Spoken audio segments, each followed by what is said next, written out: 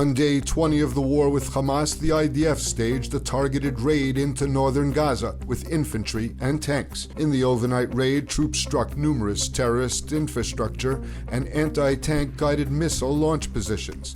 The IDF said the incursion is part of preparing the border area for the next stages of the war, a full ground offensive.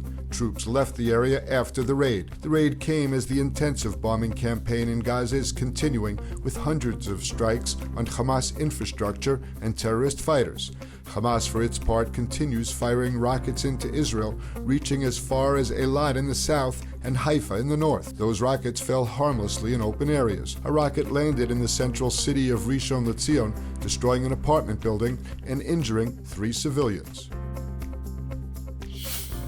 Prime Minister Netanyahu says the ground operation in Gaza is coming soon. In a somber address to the nation, Netanyahu warned that the cost of victory will be high. The Prime Minister clearly set out the goals of the coming military operation: to annihilate Hamas by destroying its military and governance abilities, and to do everything possible to bring our hostages back home. The Israeli leader said that days of mourning would be declared for the victims of the terrorist massacre, and after the war, there would be a probe to examine what led to the disaster.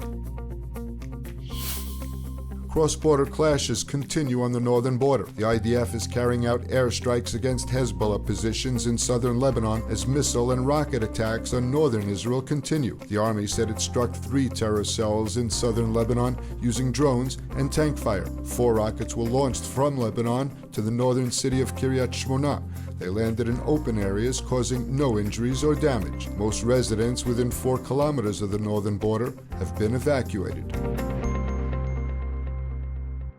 So we know the news is volatile and fast-paced, and we want to let you know that ILTV's new app is now available. So if you want to stay connected to the latest news from Israel, the Middle East, and the Jewish world, download our app now on all your devices. It's available in the App Store for both Android and iPhone.